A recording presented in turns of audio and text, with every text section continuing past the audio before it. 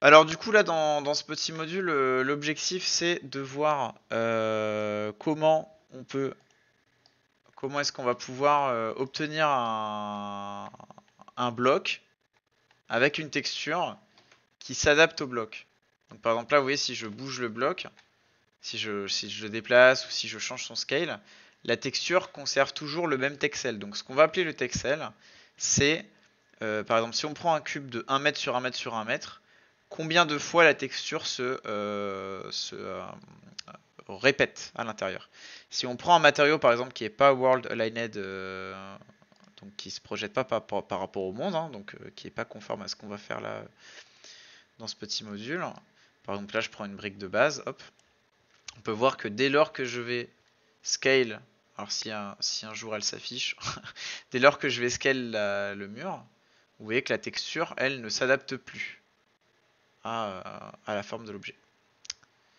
Donc ça peut être assez problématique. On va voir comment est-ce qu'on peut rendre la texture justement adaptable. Hop. Un petit coup d'œil déjà au système. Avant de le créer, on va regarder un peu ce système dans son intégralité. Donc on a un matériau somme toute assez classique. On a donc ici, c'est un défaut opaque.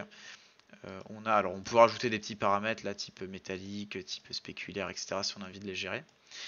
Mais globalement, on a un matériau assez classique dans lequel on va avoir non pas des textures samples qui se connectent.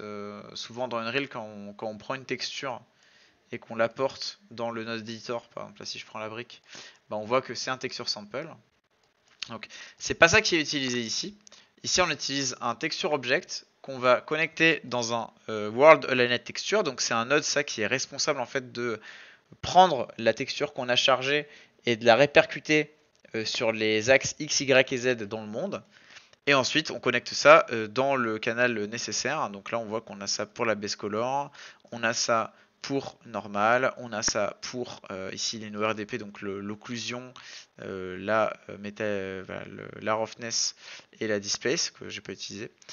Et donc on va recréer un peu tout ça de zéro pour voir un petit peu comment ça marche. On a aussi un petit nœud ici qui s'appelle texture size et qui est vraiment bien parce que vous voyez texture size, en fait il est connecté dans la taille du World Align Texture. Donc par exemple si je mets 100, hop, avec la taille du matériau, si je mets 1, le matériau ben là il est en, alors faut vraiment que je zoome, mais il est en tout petit. Si je mets 10, il est un peu plus grand, puis si je mets 100, il est un peu plus grand. Moi je l'avais mis à 400 parce que c'était pas mal. Ça permet de gérer la taille de la texture, parce que comme on n'a pas d'UV quand on fait ce genre de système, eh ben le seul moyen qu'on a de gérer la taille de la texture sur les objets, c'est en gérant ce petit node ici de texture size. Qui, alors, il faut faire gaffe, hein, souvent, quand on est sur Unreal, vous regardez, vous trouvez des contenus, vous allez trouver par exemple, ben, ici, le node texture size, et vous allez taper texture size, et bien évidemment, il n'existe pas, hein, ce node. Pourquoi? Parce que ce node, en fait, c'est pas un texture size, c'est un scalar parameter.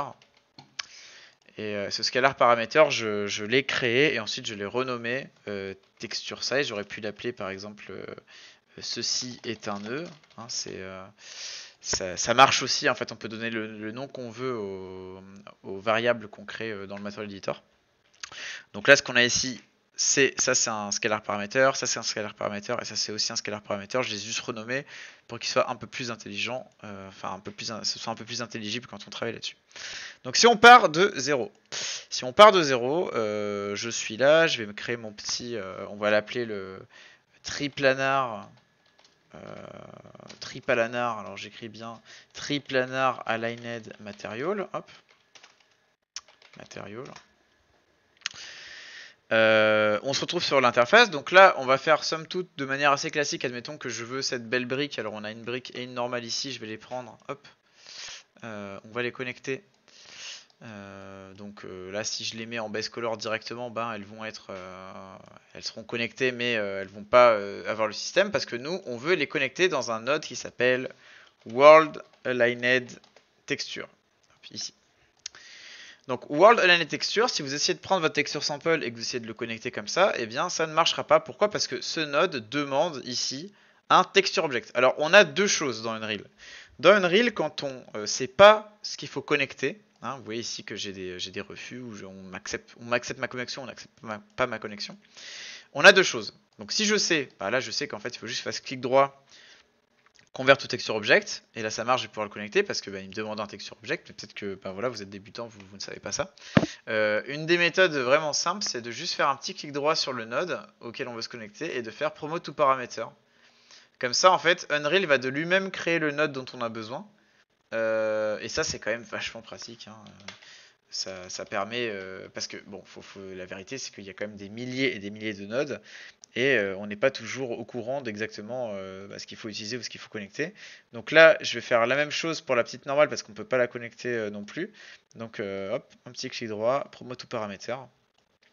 Par contre, ça va être important que quand on fasse ça, on renomme après le node, hein, d'accord? Parce que là, ça s'appelle texture object T2D, bon, ce qui veut un peu rien dire. Moi, je vais l'appeler base color parce que c'est ce que je veux utiliser, base color texture.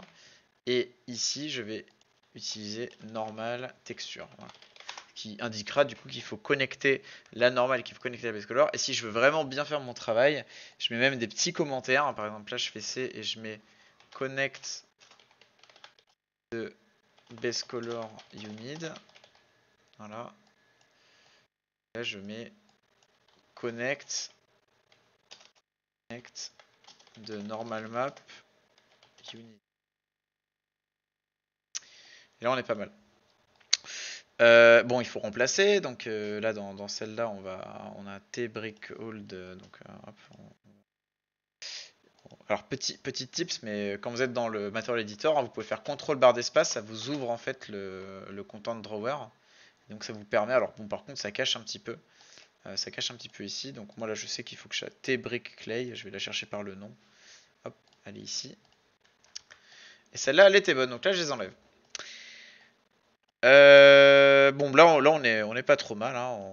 On est bien. Alors, il nous faut qu'on connecte X, Y, Z. Alors, vous voyez, il y a trois sorties possibles. Il y a X, Y, Z ou X, Y, Z. Alors, je vais connecter X, Y, Z. C'est la bonne chose à faire, hein. Ok, on va juste déjà constater ce qu'on vient de faire comme système.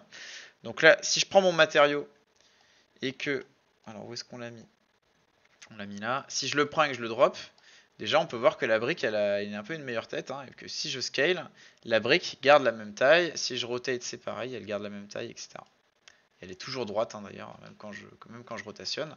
Et si je connecte deux objets qui sont deux objets donc de deux mèches différents, donc par exemple là je vais prendre un cylindre, hop, voilà, on va le grossir un peu. Si je connecte, hop, si je connecte, on a la brique qui se suit. On a la brique qui suit bien ici, vous voyez la jonction est vraiment propre. Alors, qu'est-ce qui se passe si on connecte que XY ou que Z? Bah, si vous connectez que Z, en fait ce qui va se passer, c'est que tout ce qu'on vient de faire là ne va s'opérer que sur Z. Donc Z c'est l'axe vertical, regardez, donc en Z la texture elle est nickel, mais sur les autres axes, bah, la texture elle est pas nickel du tout. Donc là, nous on va bien connecter X, Y, Z. Et vous aurez compris, si vous aviez connecté XY, ça aurait plaqué la texture que sur les axes X et Y. Alors à chaque fois qu'on fait une modif, il faut bien penser à bien cliquer sur Apply, sinon on peut avoir des petits soucis, hein, ça peut ne pas marcher correctement, parce que ça va pas répercuter ce qu'on a fait. Donc maintenant, on est content parce qu'on a une texture qui s'applique bien. On a deux canaux, on a la base color et la normale. Alors si je veux créer des choses pour la métallique et tout, ben, je me fais un petit promo to parameter métallique 0. La roughness, je me fais un petit promo to parameter, je peux la mettre par exemple à 1 ou quoi. Hop, voilà, apply. Ça va changer un peu l'aspect du matériau, mais sans plus, ça c'est du basique, hein, on connaît un petit peu. Maintenant, admettons que je veuille calculer, enfin contrôler la taille de la texture. Donc là, on a texture size V3. Alors si je fais clic droit promo to parameter, je suis un peu logique que j'avais. Ça me donne ici un vecteur avec, vous voyez, les vecteurs ici, ils sont à 0, 0, 0. Non, ce qu'il faut comprendre, c'est que les vecteurs 0, 0, 0, ici j'ai un vecteur rouge, un vecteur vert, un vecteur bleu. En fait, ça va contrôler. En fait, c'est comme si on associait chaque vecteur ici à une coordonnée. Par exemple, X, Y et Z. Donc rouge égale X, green égale Y et Z égale bleu. C'est un petit peu compliqué, je trouve, parce que souvent une texture, moi je veux qu'elle se scale de toute manière totalement homothétique. Donc homothétique, ça veut dire sur tous les axes, elle s'agrandit ou elle se réduit de manière uniforme. Donc pour ça, je vais créer un scalar paramètre. Alors petit raccourci, c'est S clic gauche, ça crée un scalar. Je vais lui donner son nom, donc texture size, parce que c'est lui qui va bouger la taille de la texture. Et on va lui choisir une taille, donc je vais mettre 400 par exemple. Et ensuite, alors il faut le connecter, donc vous êtes d'accord que la base color ici de ma petite roche, elle doit être bien superposée avec la normale. Donc comme elle doit être superposée, on connecte texture size, on connecte texture size, c'est le même node, hein, c'est le même qu'il faut. Si on en a deux différents, parce que, bon, bah, attendez, hein, je montre quand même que là, vous voyez, ça a changé la taille. Si je mets 200, ça change la taille. Alors là, j'ai mis 2000, j'ai raté. Mais bon, vous avez bien vu ce qui s'était passé. Donc on a la brique qui est devenue un peu plus grosse. Alors je trouve que c'est un peu, peut-être que 100 c'est un peu plus adapté en termes de taille. Qu'est-ce qui se passe si j'ai deux texture size différentes? Donc imaginons qu'on a la normale qui est pas la même taille que la base color. Donc on va essayer, hein. On va se mettre une scalar ici qu'on va mettre, je sais pas moi, à 1000. Hop, on va regarder ce qui se passe. En fait, la normale est plus du tout synchronisée avec la base color et donc on a une incohérence au niveau de la texture. C'est pour ça que c'est important de toujours respecter.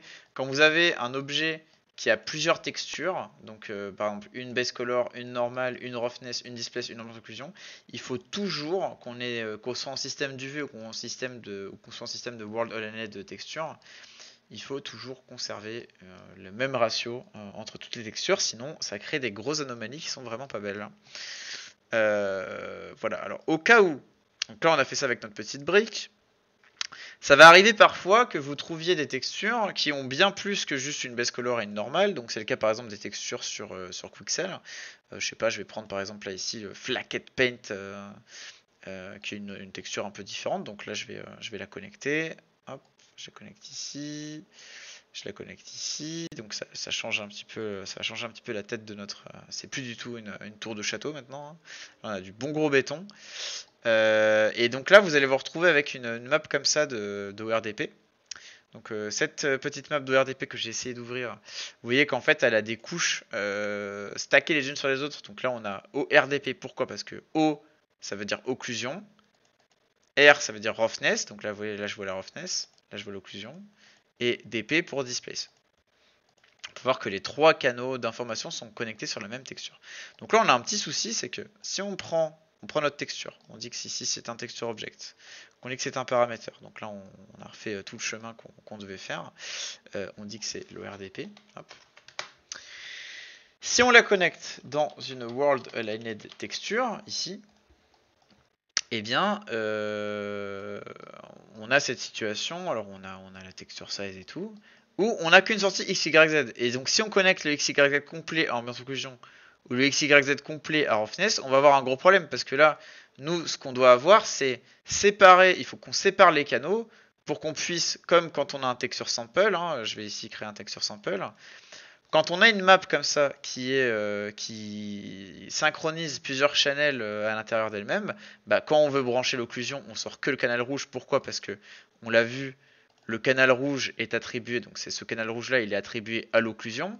Puis pour connecter la rugosité, on sort que le vert parce que le vert est connecté à la rugosité. Vous voyez, c'est important de pouvoir ici séparer les canaux de la texture.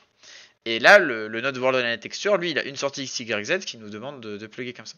Donc heureusement, on a un petit node qui s'appelle break float 3 components.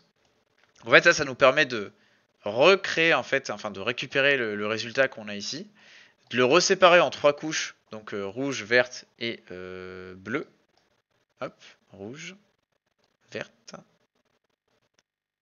et bleu. Alors bleu, ça irait dans Displace, mais là, je l'utilise pas. Et là, ben, je me retrouve avec un joli matériau qui utilise bien la base color, bien la normale et bien l'ORDP. Hop, occlusion roughness displace. Et qui s'affiche très très bien, quelle que soit la surface sur laquelle je viens le projeter. Donc là, voilà un petit peu les choses. Alors, ça peut être un peu fastidieux de devoir reconnecter à chaque fois, refaire tout ce système-là. Donc, comme on a pris soin de créer ici des paramètres texture object, et non pas juste des texture object, eh bien, si on vient, par exemple, faire ici un clic droit et créer une instance, donc là, je crée ça c'est mon matériau, je fais clic droit, create material instance, hop, ici, eh bien, on va observer que l'instance de ce matériau, elle est ici. Et là, bah, j'ai parfaitement la possibilité de venir cocher nos petits canaux de texture et peut-être faire le même matériau à base d'un autre. Alors je vais essayer d'en trouver une autre ici, surface. Le même matériau, mais à partir ce coup-ci d'une autre texture. Voilà, hop, d'un autre texture set. Et on a le système hein, qui marche tout aussi bien. Donc j'ai pas eu à recréer tous les nœuds, et pourtant, quand je le projette, mon matériau fonctionne nickel. Donc un peu la stratégie, ça va être de faire une fois ce système-là un peu complexe, d'y mettre tout ce dont on a besoin. Et après, si on veut le redupliquer pour un autre béton, bah hop, on refait juste créer le material instance. Ça nous crée l'instance, je refais un, je recoche, et je vais choisir les textures qu'il me faut. Par exemple là, je sais pas, moldy concrète, voilà, boum. Je connecte, et je sauvegarde. Et on est tout bon, voilà. Donc voilà un petit peu notre petit World Aligned Material qui fonctionne super bien. Alors par contre, pour que effectivement pour que tout soit compatible comme ça, on remarquera quand même que mes textures, elles ont toujours le même genre de formatage. Ça veut dire que j'ai toujours une diffuse, une normale et une ORDP. J'ai pas une diffuse, une normale, une émissive, une MRAO, une displace, une machin. En fait, vous voyez que les textures que j'ai là ici, les unes avec les autres, ont toujours exactement le même formatage qui fait qu'elles peuvent être, entre guillemets, interchangeables dans le matériau. Si vous avez un texture set qui utilise d'autres types de textures, là, il faudra évidemment créer un nouveau matériau qui appelle des nouvelles choses qui sont un petit peu différentes. Voilà, n'hésitez pas si vous avez des questions. Je coupe.